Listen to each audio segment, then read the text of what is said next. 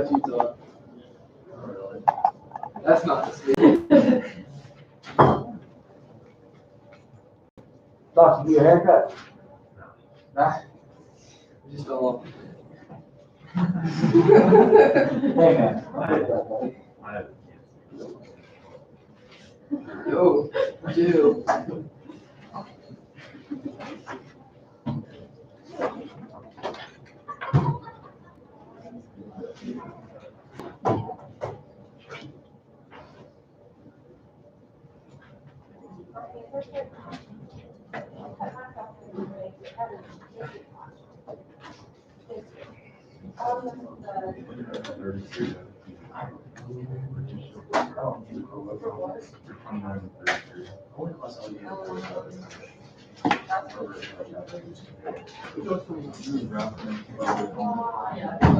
You just do graphs.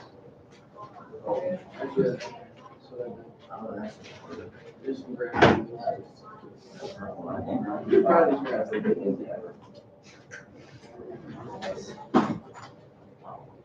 looks like it actually. Yeah, I really did feel gross.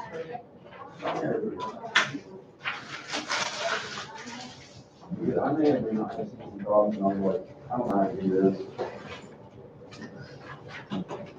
In an effort to make you guys laugh, tell you this Mazak and I were comparing this and talking about our classes yesterday.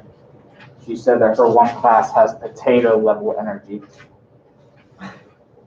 To which I promptly responded, well, and she said, that's probably not nice, I shouldn't say that. I said, well, my kids in calculus, their concerned faces, their looks of defeat, it gave me nourishment and fueled me for the rest of the day. That's great. Seeing their broken spirits. That's so sadistic.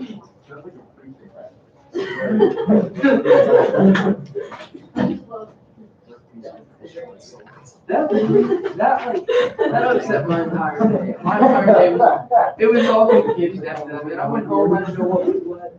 My heart rate was still recovering from second period.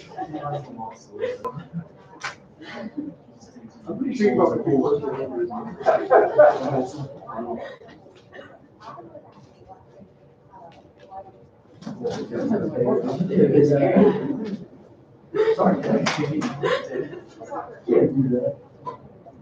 That is your warm-up problem, guys and gals. Let's get to it. Slide 1 is our warm-up problem. Let's start with that.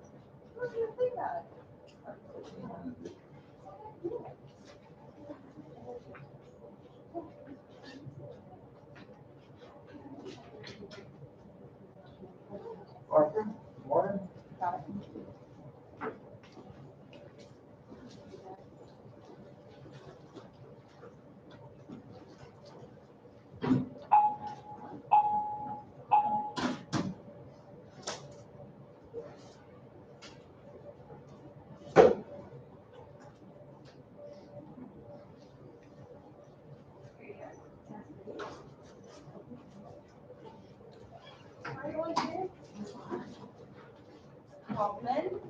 No, I want one from Miss Baker's hand.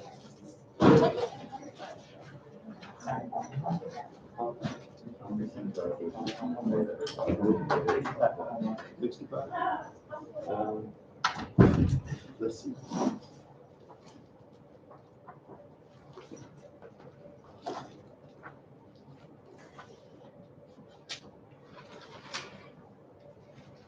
While we work on this warm-up problem on slide 1, come around, check some homework. Two over here.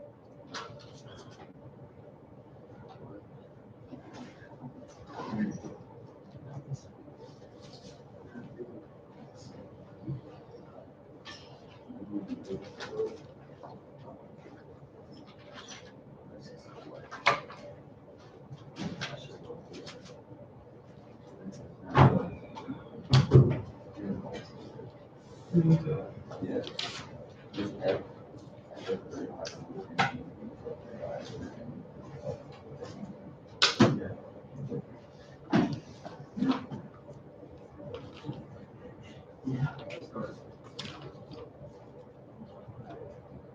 Because they got into that. Like I just moved forward with it.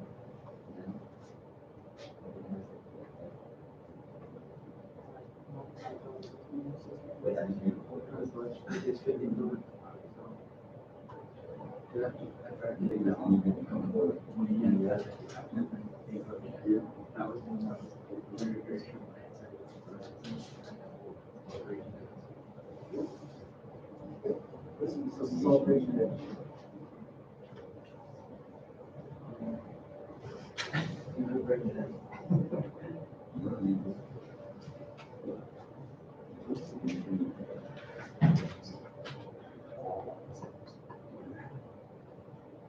No.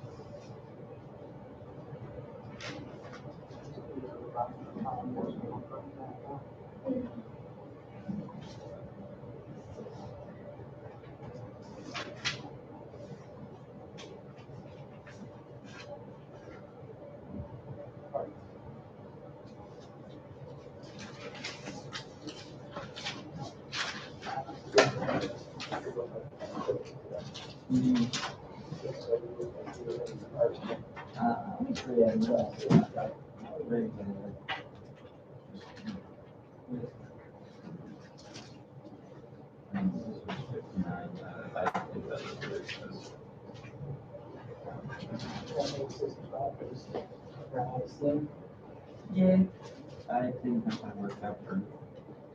Start distributing, multiply.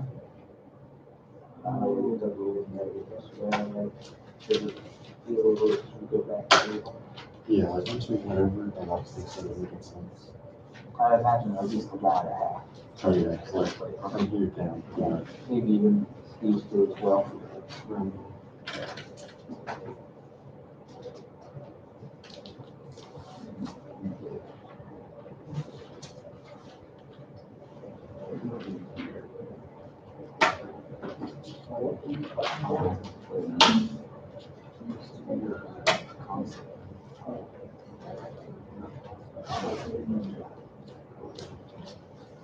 Oh, that's right.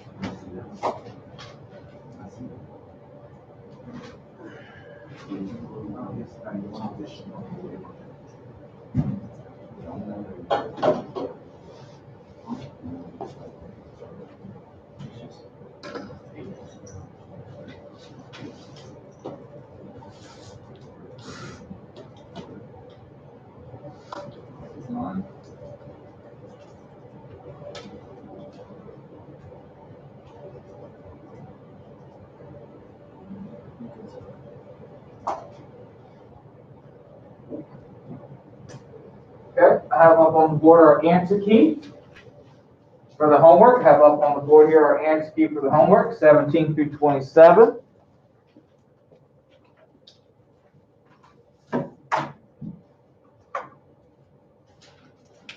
The answer to the homework problem is 21 units squared. For those who are working or not quite there yet, that is our answer for our warm-up problem.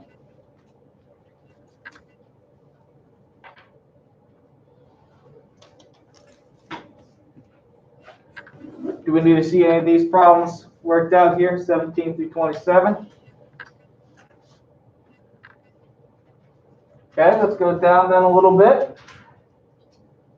Let's go down then a little bit. We have our second set here that I have. I got 29 through 59 there. 29 through 59. Do we need to work any of these particular problems? 29 through 59.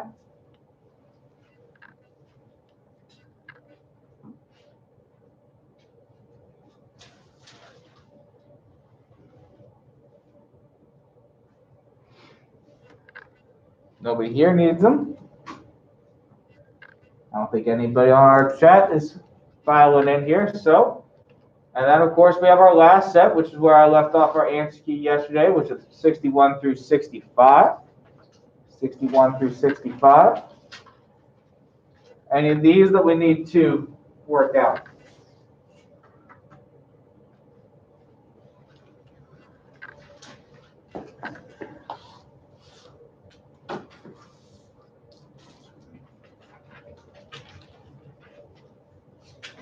Okay. Oh, thank you. Do 65. Okay, we'll take a quick look at 65. Quick look at 65.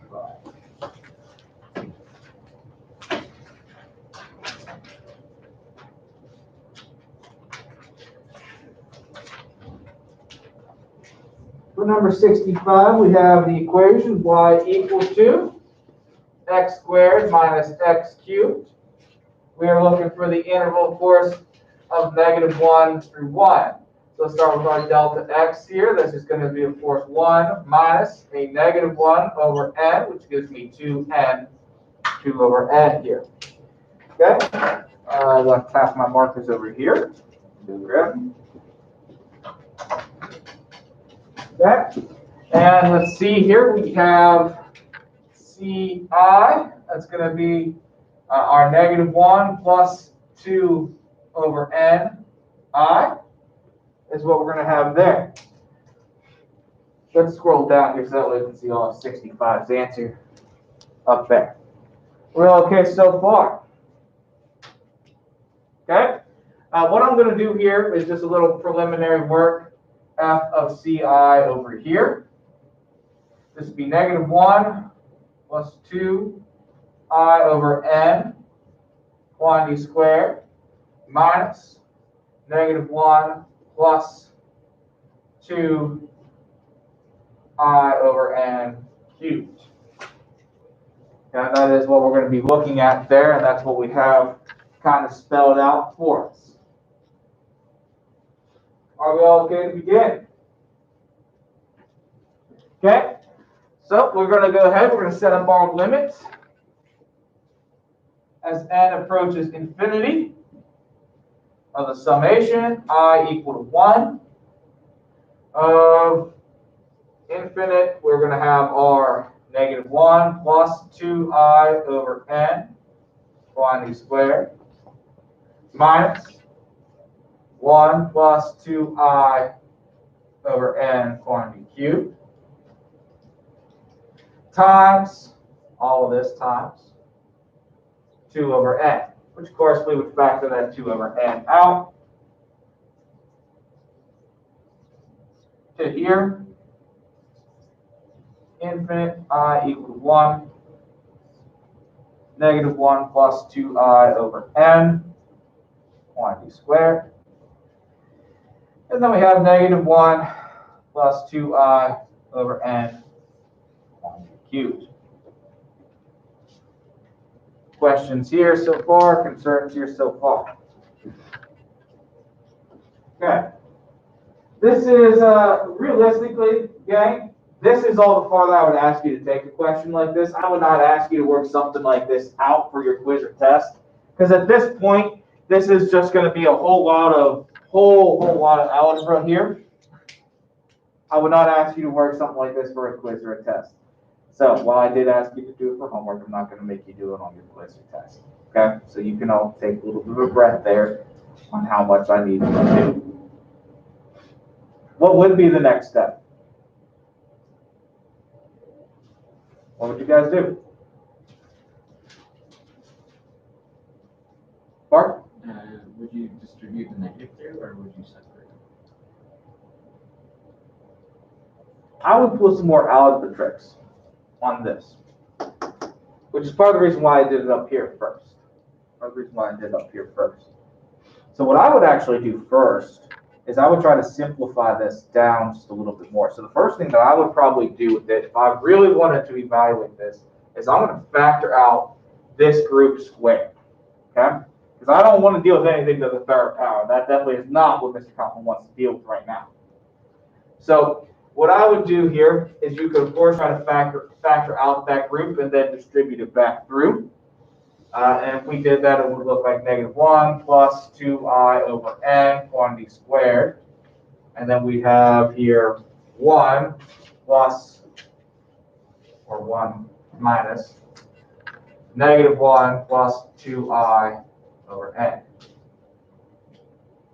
Which would then give us here this set of negative 1 plus 2I, quantity n squared. The ones will come together and make 2 plus 2I over n. I would FOIL this one out. Unfortunately, that's what I would inevitably end up having to do. I would have to FOIL that one out, and it's going to end up being, that's going to be positive 1. It's going to be plus 4I over n. No, not plus 4I. Minus 4I over n. And then plus 2I squared, 4I squared over n would be my 3 terms that I'd get from my FOILing. And then 2 plus 2I over n. And then you can start distributing all 3 in like so. I would probably do all this work outside of this first, so that way I can really kind of simplify it down. Whether you're doing it here or over here is kind of irrelevant at this point. That's one way to approach it. Anybody do it a little differently? Anybody just grind it right from the square to cube? And it works, albeit maybe not as nicely, but it does work, right? Inevitably, you're going to have to grind it down. You're going to have to get your like terms and reduce it all the way down. But like I said, I'm not going to do that for your quiz. I'm not going to do that for your test. Can you guys see the quiz already? Yeah? I thought I'd made it accessible. I think I made it accessible this morning. I thought. Yesterday morning? Okay. But nonetheless,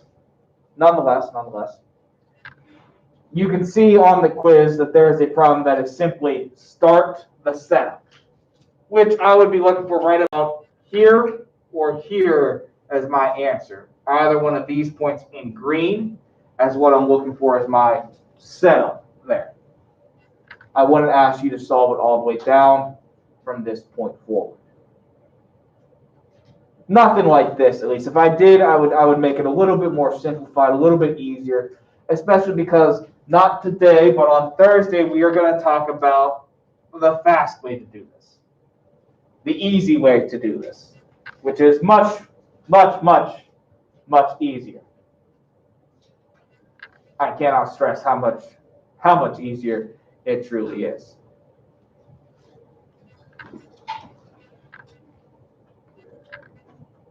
Questions here?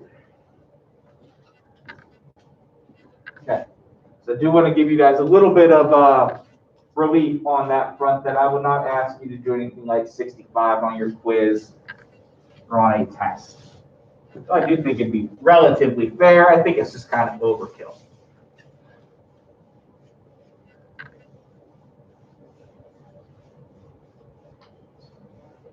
So I know yesterday was an uncomfortable day for us, as I teased us earlier about how your suffering gave me nourishment.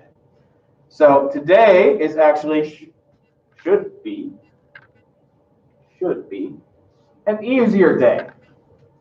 An easier day for us, a day to kind of catch our breath a little bit. So, do we need to work out this warm-up problem? I said the answer here is 21. Anybody need to see it specifically?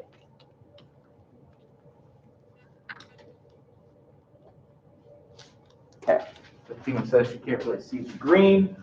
I'm going to go ahead and set this marker aside so that way you don't keep using it. Green is out. All right, let's go ahead onto our slide 2 here. Well, let's skip through all this. Of course, my work pops up there for you. And we should get 21 as our answer. 21 units squared technically is what we should put here. This is an area, but this is okay for us here. Out of all the things, out of all the times, I think this is the time that I can go ahead and not needle you over units here. Any issues with how we work this out, with the way I approach this problem? Are we all set here?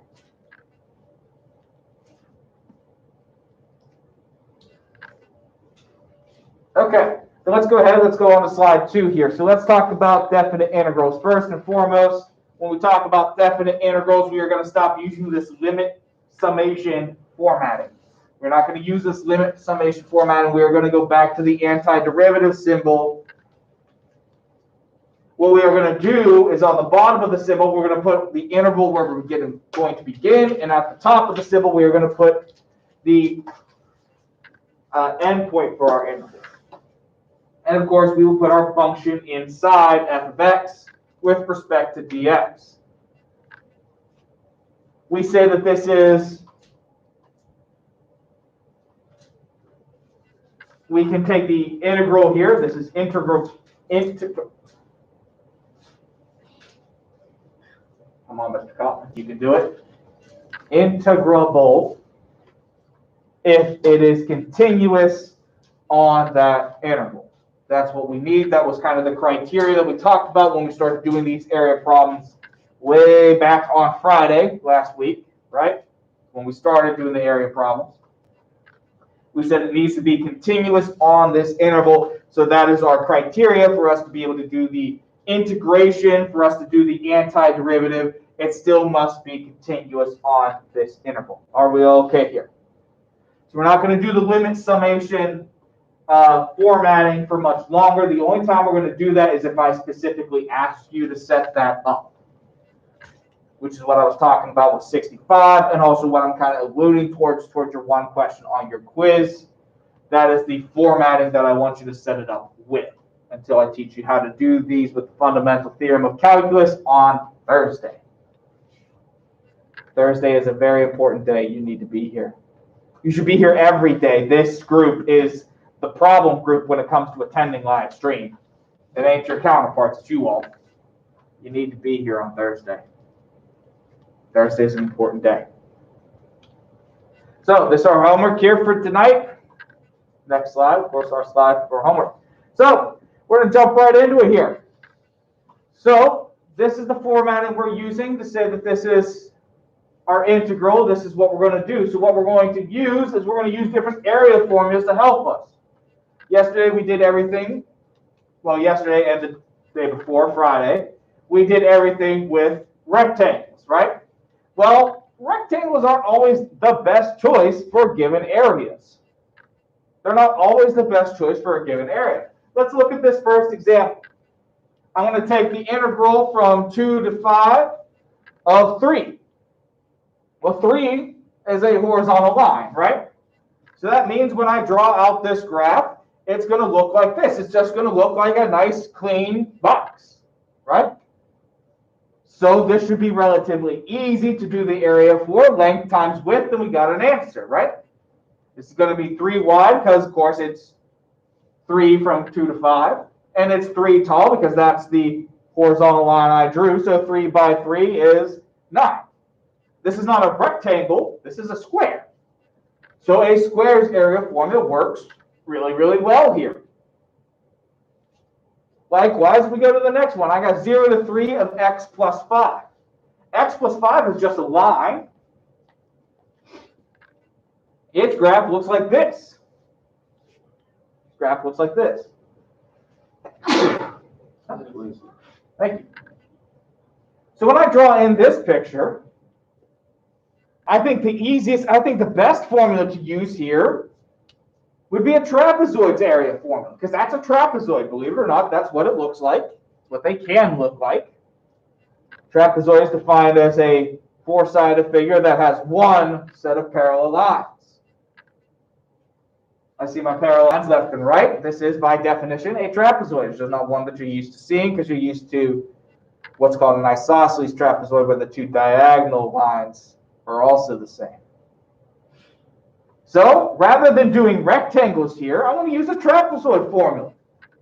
Use the trapezoid formula, which is 1/2 the height, and we're going to multiply that by the base 1 plus base 2. Now you're used to base 1, base 2 being the two sides that are top and bottom, but here I've tilted this sideways, so we're going to use the left side and right side as our base heights here. So when I look at this one, my base 1 would be that first height. Kind of think about this as it's been tilted sideways, right? So my first height, my B1 there would be 5, my B2 would be 8, and my height, the distance between those two parallel lines, is going to be 3.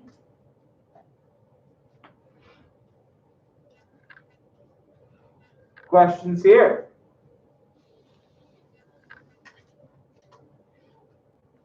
(39/2). 39/2, or 19.5. Think back to me. What about our last one here? I've got from -2 to 2 of the square root 4 minus x squared. What does this one look like?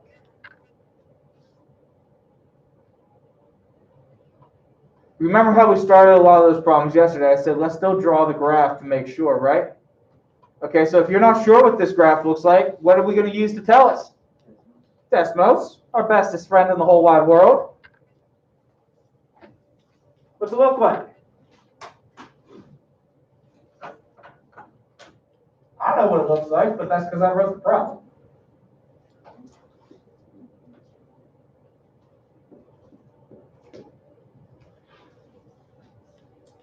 Sure. Semicircle. It's a semicircle. A semicircle with a radius of 2. Coming out from 0, what it looks like, just like this. So I want this area right here. Right? So rectangles are not the best call here. What would be the best area to use here? The circle formula, right? We'll just cut it in half, right? Because it's not a full circle, it's half a circle, right? So the area formula for a circle is traditionally pi r squared. So we'll just cut it in half and make it pi r squared over 2, right? Okay, well, you know what the radius is? What is it? 2. Okay, so this is going to be, don't strain yourselves, 2 pi.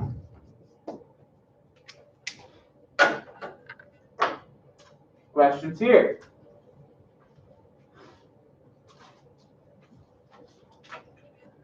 So this is the idea behind our Riemann sums, is rather than specifically sticking with rectangles, let's adjust to what is the best picture.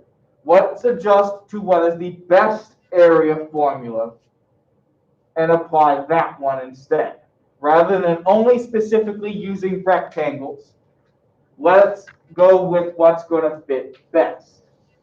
And in truth, what ends up actually fitting best for curves typically is actually the middle one right there. Your trapezoid tends to fit best for irregular curves. When I say irregular curves, I mean ones like we talked about yesterday and the day before, things like parabolas and things like that. These tend to work best for that because you can flip them so that way they better match the increasing and decreasing as our line goes.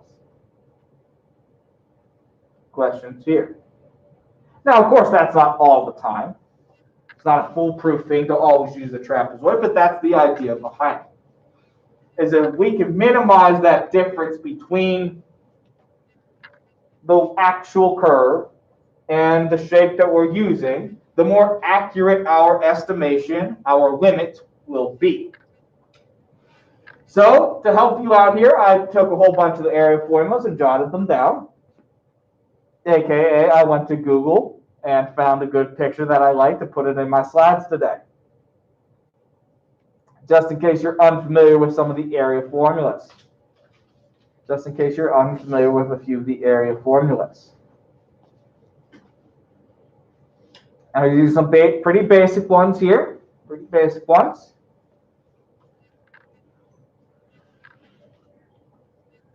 Let's move on. You can look these up on your own. You can copy them down on your own. You don't need me to talk you through area.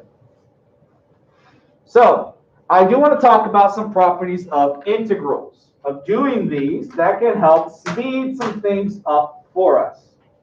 So, let's talk about the first one here. If I take an integral that begins and ends at the same point, how much area will I have covered? None. I covered no area because I went no distance. So this one here is, of course, 0. So anytime that we have an integral, regardless of what function it is and where we're talking about, if the endpoints are the same, if it's -3 to -3, then we have moved nowhere, so therefore we have made no area. So when I look at the example right beside it, what is that answer going to be? It is also going to be 0. This might seem silly, but if we end up using this, it will help you. Anytime that we swap something out for a 0, that tends to be relatively useful to know, right? It helps reduce our equation down, helps it typically make it a little bit easier, because we know anything plus 0 is just that thing. Anything times 0 is going to be 0. So what I'm doing is trying to help you build a few basic rules that will help you do multiple integrals later on, like the one we're heading towards down there at the bottom. Okay, let's talk about going from the integral from b to a. Okay, from b to a, that would be the negative, the opposite of a to b. So if I flip the order and I go backwards instead of going left to right, I go right to left, we will have the same area, but we are going to count it as a negative area now.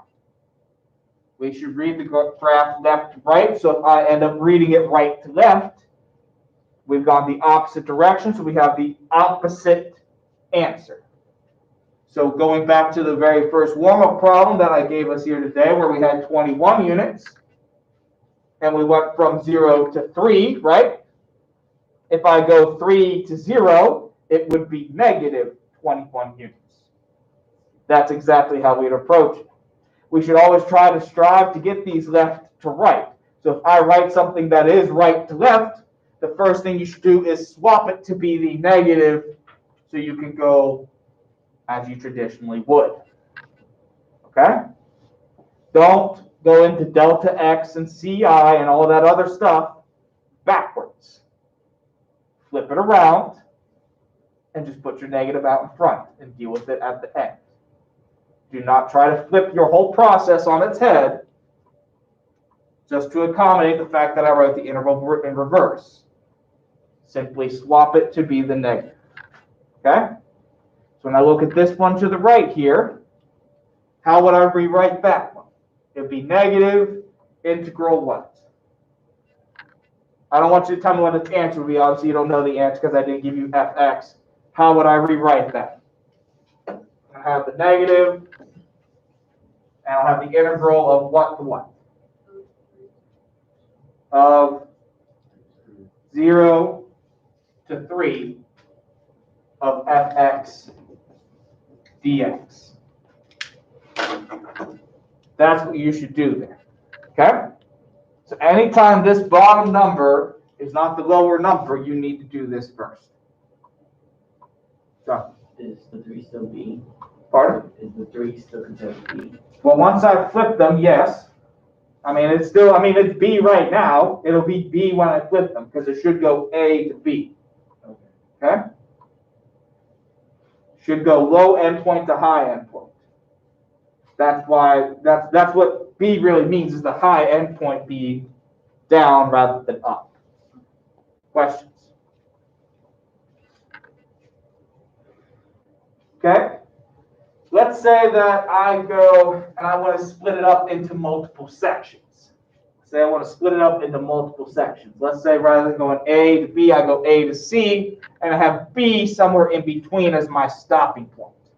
So I can split up an integral into different sections so long as I am doing it. This can be really helpful, and we'll talk about this in a minute, because if I see that, oh, well, this section right here is a nice clean triangle, this section right here is a nice clean rectangle, and this section over here is going to be a nice clean trapezoid, then I can just go triangle plus rectangle plus trapezoid rather than trying to figure out what shape they make all together. So that's what we're going to talk about. 3 is I can split this one up into different subsections along that interval, provided that, of course, as I'm going across, that, if I'm going from, let's say, 0 to 5, that I have to split this into like 0 to 2, 2 to 5. Okay? I can split it up multiple times if I want. I can go 0 to 1, 1 to 3, 3 to 5. I can split it into multiple sections, but we do have to span the original interval. Does that make sense? Questions here? And it would be adding those up. It would be adding up those sub-integrals. Okay? This is what I want us to try to do here with our example. It's what I want to try to do here with our example. What should we do?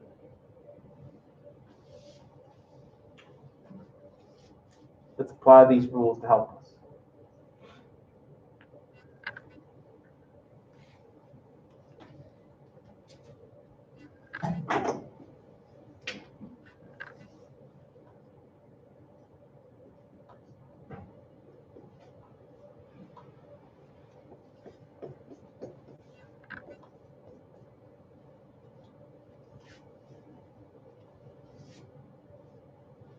How are we going to break this thing up?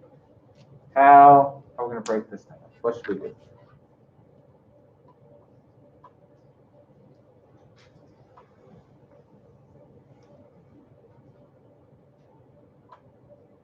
What makes the most sense right now? Bart? Swap the A and B intervals, Swap the A and B intervals. or separate them x squared and 4x. To treat it as though we would like 3 different integrals rather than one cohesive one. Okay, that makes a good starting point. So if I want to split this up, 1 to 3 of negative x squared dx plus integral 1 to 3 of 4x dx minus the integral 1 to 3 of 3 dx. Is everyone okay so far? Okay, now what? What's the next idea? Parker's on the right track. What's the next thing? Hey, Parker, you seem like you got it. What are we going to do next? Use 2 as a midpoint. Use 2 as a midpoint. I could, but that's not going to help me. Allie, got an idea? I sure would like to, but I don't have that quite yet. I don't have the integral for negative x squared. I don't have the integral for x squared. I have the integral for 4x, I'll have the integral for x. So there's one more step before we can do what Allie wants to do. Can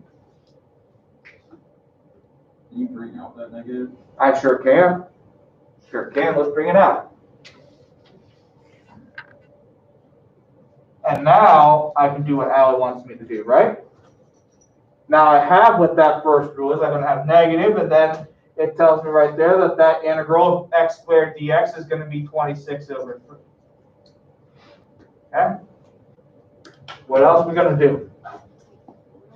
Take the 4 out. Yep. 1 to 3 x dx, which we have a nice rule for that, right? X dx is 4, so I've got 4 times 4 here. Okay?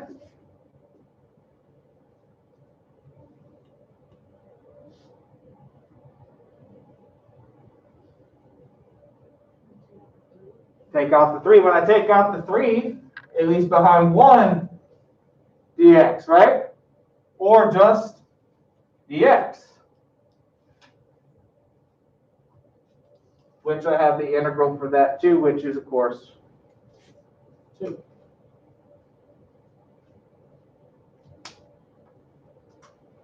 So, this is where we should pick up. This is what we've done. Substitute everything in, solve it down.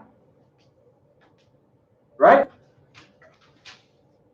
This is that property 3 in action. This is that property 3 in action. It's just being applied a little bit differently. Rather than breaking up the 1 to 3, as Park said, using 2 as a midpoint, I'm breaking up each individual part of the function. Questions here?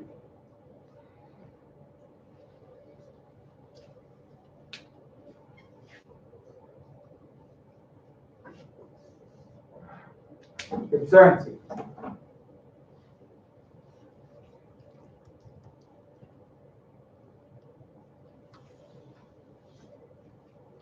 Okay? So, let's put the 2 together. Let's put the 2 together. Let's take these rules that we just talked about.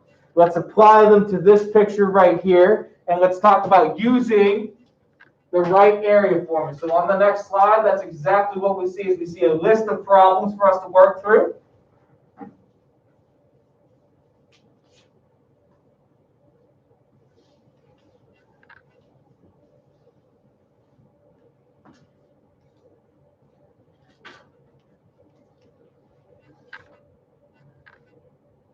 So, who'd like to help us begin?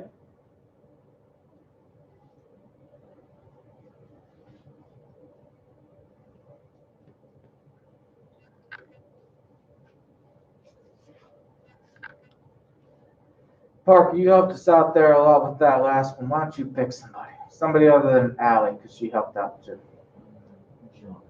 John. John, you and I are doing number 1 together. Okay.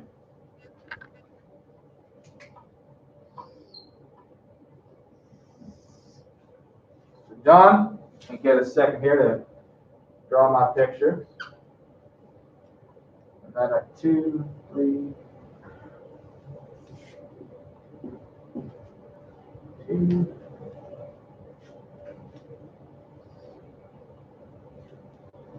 2. 8, negative 2.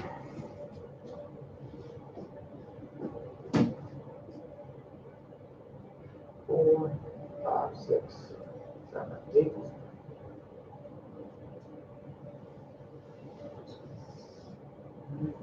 And then we have 11, 1, 8, 11, 1. John, what we got here? Start with the first one. Integral 0 to 2 of fx dx. What do you want to do? Find the equation for f(x). Yeah, I don't have one. I gave you a graph instead. I guess- Remember, This integral is just the area that we're talking about here. Okay? So what area, between what points we talking about here? 0 and 2. Okay, so I'm talking this little triangle, right? And 2, which is right about here. This triangle right there, right? Okay?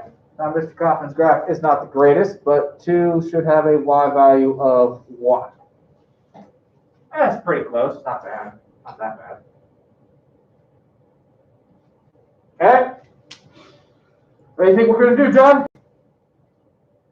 Find the area Okay? How so? by finding the equation of the line. We've already talked about that. We don't have an equation. How are we going to split up this integral? I'll help you out. You seem like you're struggling. I want to split it into 2 sets. I want to split it into 2 different integrals.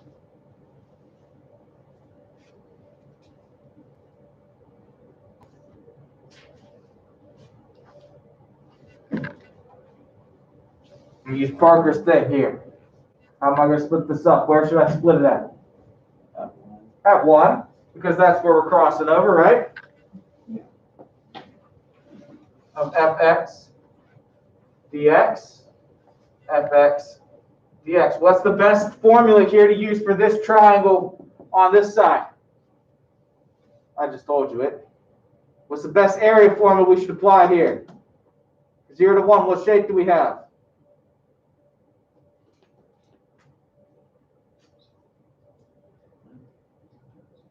The trapezoid. No. The trapezoid. A triangle. A triangle, yes sir. Okay, area formula for a triangle is?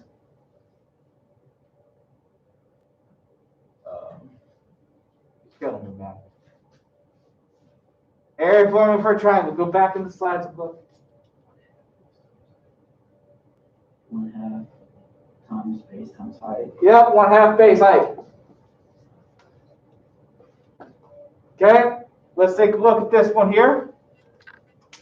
What's our base, what's our height? 1. 1. And? 1. No.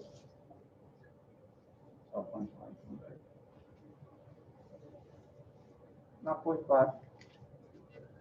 Not 0.5. How about -1? How about -1? It's going down, isn't it? Underneath the axis, right? -1/2. Okay. Second triangle. 1/2 base height. What's the base here? The base here is 1. 1. What's the height here? It's 1 Also 1. That gives me. also. Okay. So the overall area between the 2 is 0. 0. The net area here between those 2 is 0. Anytime we're below the axis, it's going to be a negative area because we are underneath the x-axis. And integrals are the area from the graph to the x-axis. Above that is positive. Below it will be a negative area. Think of it like a swimming pool, if you will. Above ground and below ground. Questions here for our first one. That took longer than I anticipated it there, John. But now that you've served as the guinea pig, hopefully everybody else can do a little bit easier. And I will also say that John's done a little bit more work than what some of us might give him credit for. We'll have to see how it turns out in a minute or two. So, John, since they think it's so easy, who's going to go next? Fine. No. Did you say Ryan? Yeah. Okay. Ryan, what's the next one? Number 2, it's 6, from 3 to 6. From 3 to 6. 3 to 6. Okay, so that is right here. Right? 2, 6 is going to be right here. So this is the area that we're looking for right here. Okay, Ryan? what do you want to do with your integral from 3 to 6? How do you want to split it up? What do you want to do with it? What area formulas should we apply?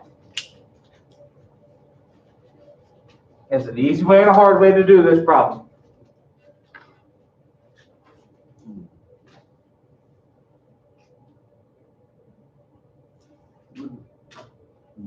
Could we use the trapezoid form? Yes, that would be the easy way to do it. It is a trapezoid. It's just like the example that I showed earlier, right? So this would be 1/2 height, base 1 plus base 2. And what's more is this one is already oriented in the correct position, right? What's our height here, Ryan? 2.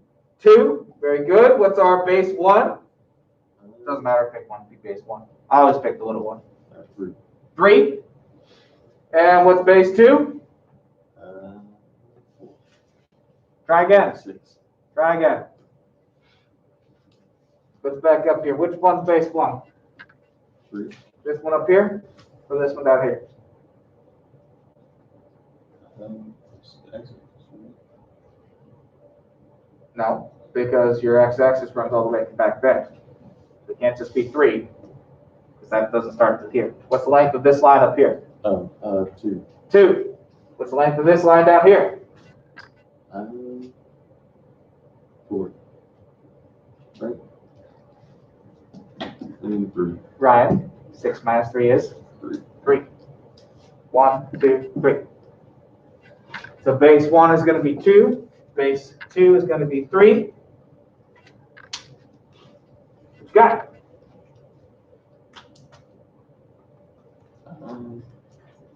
6.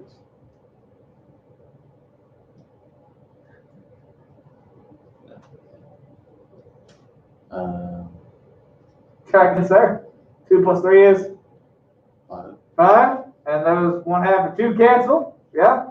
So what do you got?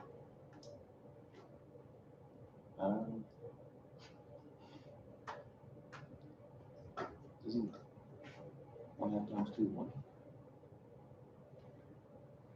Oh, 5. Yep, 5. Okay, here's the problem. You didn't read the problem correctly. I didn't. Yep. What's the issue up here? Oh, isn't it times 2? It's times 2 up here. Okay. Now that wouldn't be a big deal because that would just come out right here, so that would be just a times 2 in front of this.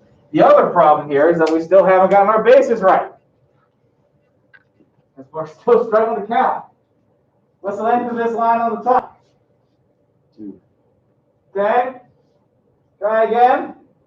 What's the length of that line on the top? From 3 to 4 is how far? 1. 1.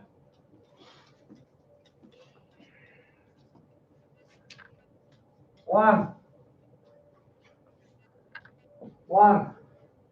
Okay, Ryan, let's try it one more time. This time with feeling. Okay? 8. Those 2 cancel. Yeah? 2 times 4, 8. It's not hard if you let it not be difficult. Now I understand that for you two gentlemen, you guys are the guinea pigs. Okay? There is another way to do this. There is another way. Ryan could have chose to split this up a little differently. He could have said, okay, well, I'm going to do this rectangle right here. I'm going to split it into the integral 3 to 4 plus the integral 4 to 6. This one here is a rectangle. It's a 1 by 2 rectangle. Length times width, 1 by 2. This one here is our triangle. 1/2 base height. And we could have went about it this way. Height here, of course, is 2. Base here would be 4. Or not 4.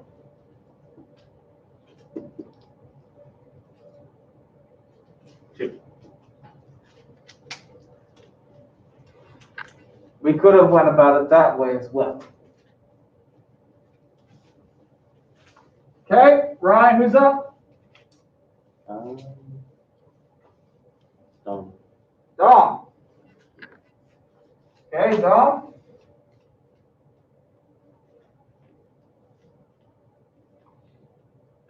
What's our problem? We have the integral from 6 to 4. That's dx. Okay, Don, what do you see you want to do first? Well, we gotta do the thing where we flip it around. Yeah, we don't like it this way. We want to go ahead and flip it to 4 to 6, right? Of Yeah. fx dx, right? Yes. And it's going to be the negative version of this now, right? Okay, so what are we looking at here for 4 to 6? The little triangle. The little triangle that I just showed we could have used to do lines with, right? So we should have all these dimensions here. It's going to be negative, and then our 1/2, what's our base height here? 2. 2 and 2, so we're looking at -2. let's see how it turned out. It didn't pop up. Where's my answer? There it is. Out of order. -2. Okay. I have the overall area from 0 to 11 as 2. Prove it. I'm tired of doing these up here by myself. Do it. Get to it. However you want to break it up, however you want to do it.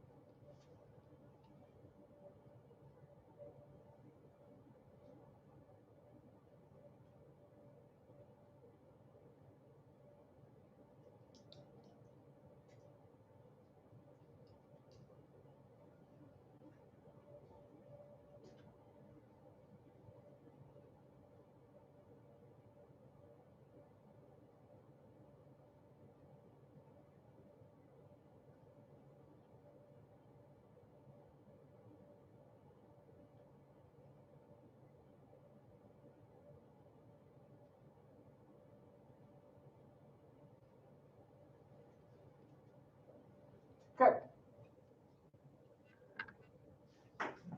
Done. Is the last one right? Okay, let's get somebody.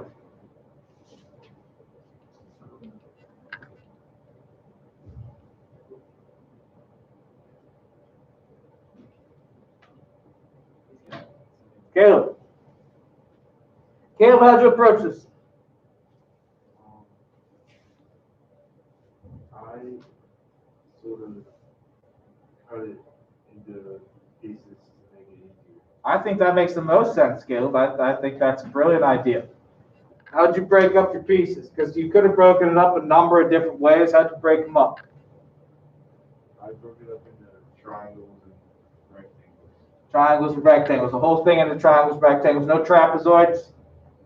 Okay, so if we did that, then I must imagine that we went 0 to 1 for that first little one, right? And then 1 to, what is that, 3, right?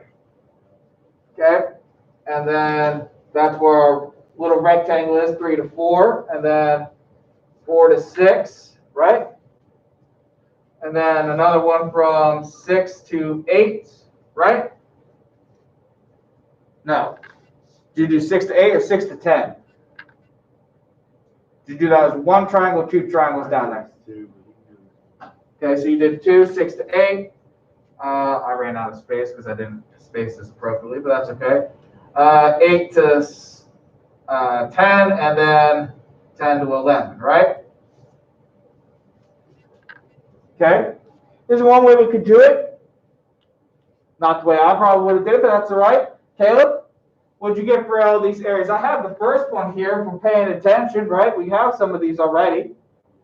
We have this one here as -1, right? What's the next one? From 1 to 3. 2. Should be 2, right? It's a base of 2, height of 2, times 1/2 is 2. 3 to 4, that's our rectangle that we talked about, right? What's the size on that? 2. 2. And we have the other triangle, which should be the same size as the other, so that should be another 2, right? And then we go underneath, right? What's this one here from 6 to 8? -2. And the other side will also be -2, right? Because those are equal. That's an isosceles triangle down there. And then we come up, and what's that last piece? 1/2. Okay, we made one mistake here. This first one is -1/2. Okay? And then we just combine all of our like terms, right? 1/2s cancel, 2's cancel, and I'm just left with 2. Now this is totally fine with the way Caleb broke it up. Here's how I would have broken it up, is I would have did this -1/2 right here. I would have did this as all one trapezoid. So I have 1/2 the height here, which is 2, times base 1, which is 1, plus base 2, which would be 5, which gives me 6 total for there. I would do this as one triangle, 1/2. The base here is going to be 1, 2, 3, 4, 5. No, 4. And the height there is, of course, -2. That gives me -4. And I have my plus 1/2 here. So the halves cancel. 6 minus 4 is still 2. That's the way you can do it with the least amount of parts. And not to nitpick, but Caleb kind of chose almost the most amount of parts. At least the ones that would make sense. The only other thing you could do is you could have did triangles and trapezoids, and then you're really making it difficult where you do this is one triangle, then this section has a trapezoid, this is a rectangle, and that's way overkill. If you're doing that, then you don't understand what we're doing. Questions here? Concerns here? Okay? So, I do like the way Caleb did it because it's going to help us with number 5. Caleb, who's going to help us with number 5?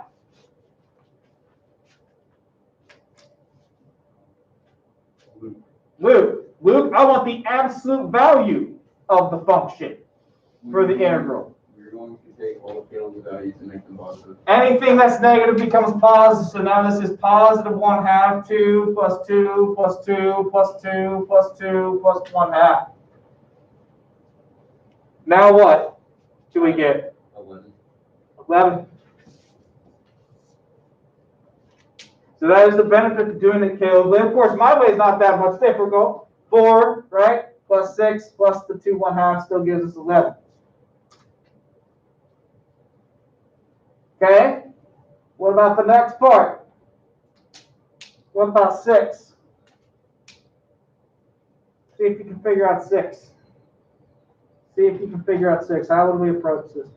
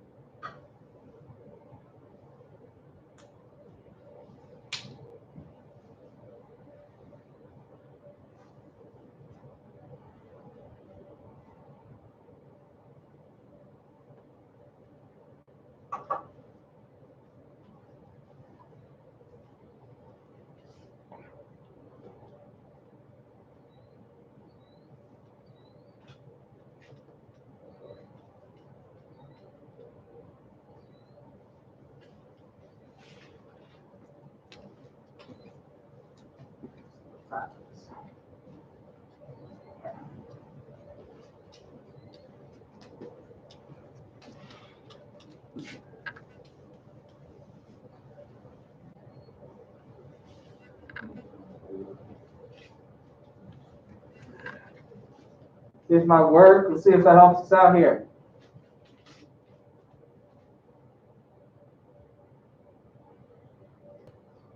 There's really 2 ways we can do this problem. Really 2 ways we can do this problem.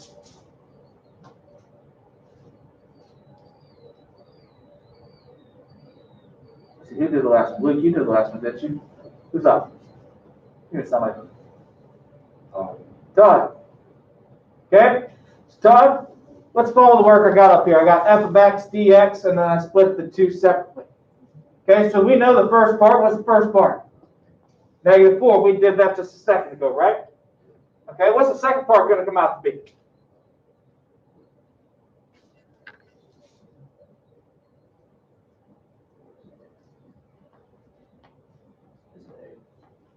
And where are you getting 8 from, sir?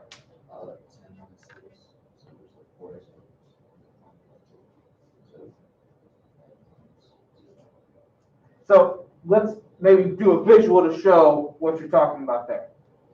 So, Todd, we're looking, of course, from 6 to 10, right? So from 6 to 10, you're saying that's 4, of course, right? That's a distant 0, 4, right? Where are we getting the other part of it from? The 2, right? 2 is just a horizontal line cutting across at 2, right? So I have a width here of 4 and a height of 2. 2 times 4 gives us the 8 you're referring to, right? I think it's on track. I think it's on track, without a doubt. Questions here? Concerns here?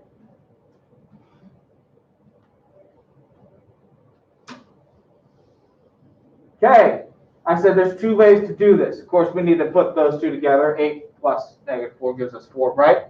The other way is to remember what I taught you way back when in the Math 2 days about transformations. What does a +2 on the end of a function do for it?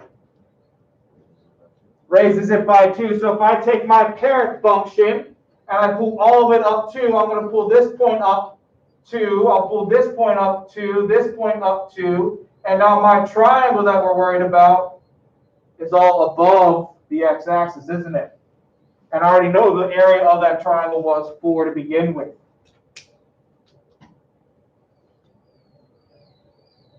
Questions? That bird is losing its mind up there. I'm sorry, boys. Okay, this is what we call Riemann sums.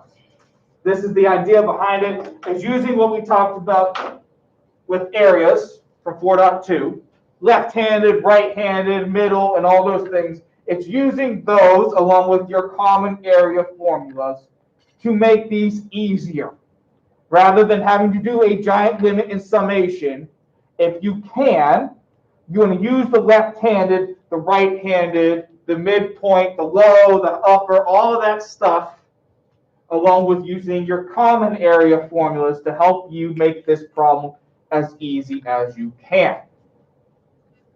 questions here about this? Okay, so in an effort to try to get more people to participate, we are now going to do a quizzes because I'm not giving you 30 minutes or so to do work. You don't need no 30 minutes to do work. I only give you like 6 homework problems tonight.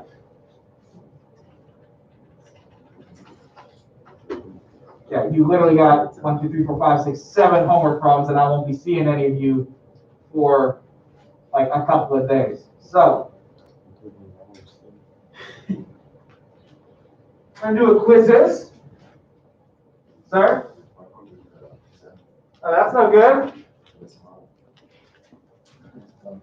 For the sake of time, I'll let you buddy up with somebody. Now, I'm not dismissing all of our people on live stream. If I really would like the people on live stream to join the quizzes, the code here is 350884.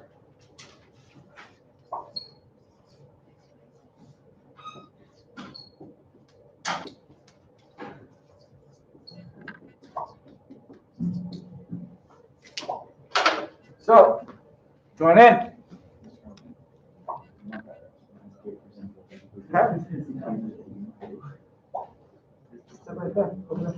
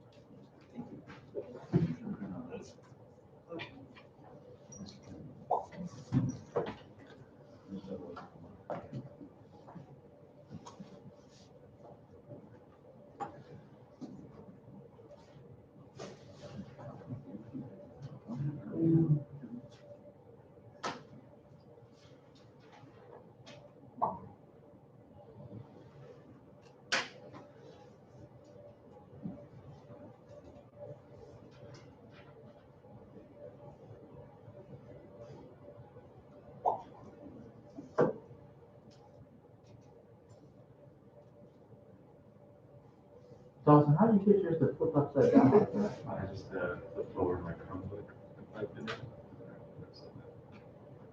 Man, you really witty today. With your haircut comment and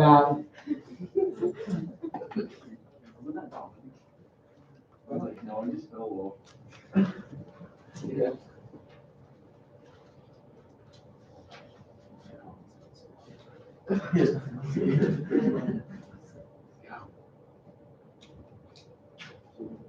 Four, 6, 8, 10.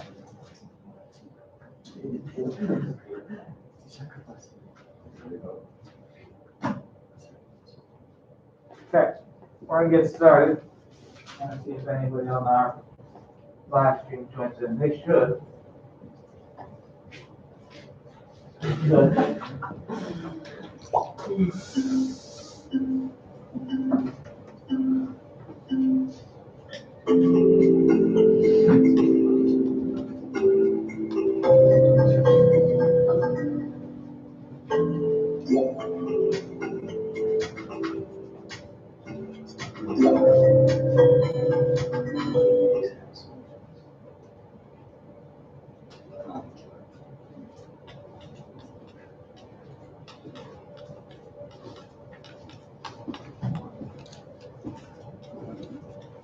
So there's a reason why I'm having us do this, and a reason why I'm trying to get the kids on live stream to join in. What I would like is for us next week, because we're going to finish this unit this week with Thursday and Friday, so next Monday, what I would really like to try to do is to do a gym kit. You guys know what gym kit is? They are better than Kahoots because you can sabotage one another with different power-ups. So what I really like to do is I would like to do a gym kit in a mode that's called Boss Battle, which would be all 18 of you, both the 12 of you here and the 6, 7 of them at home, versus Mr. Kaufman on the study guide. That is what I'd like to do. I'm gonna try this again on Thursday with Jim Kit to see how you all do with showing up to live stream.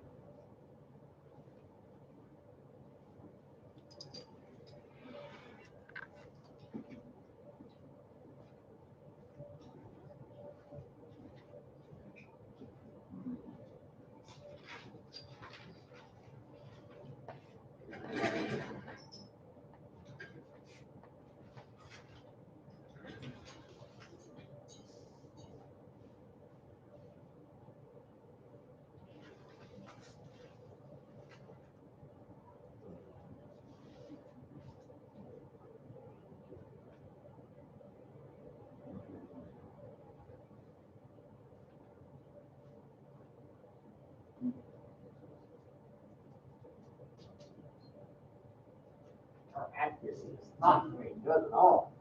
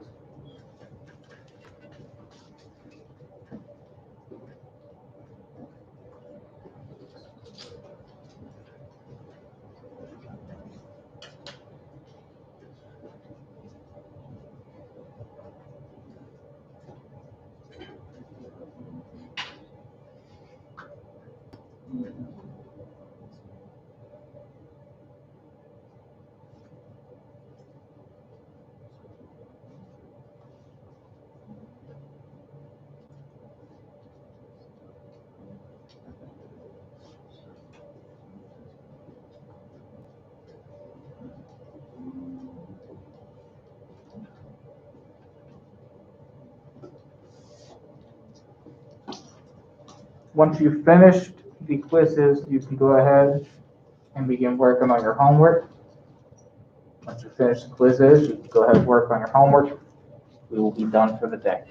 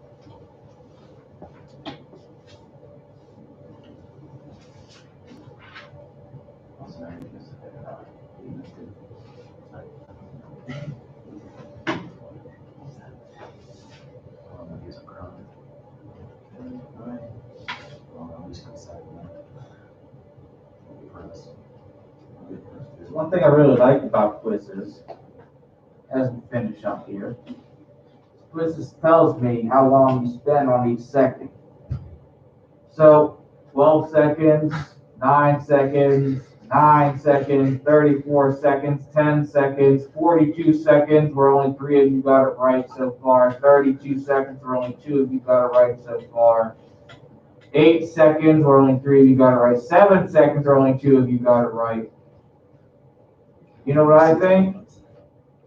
I think you need to take a little bit more time with your problems.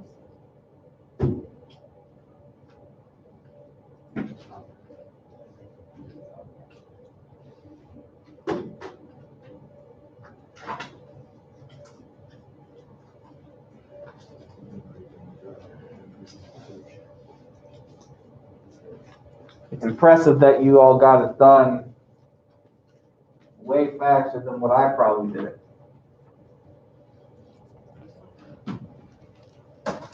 Those on the live stream, unless we have questions, I'll see you all on Thursday. Email me if we have any questions.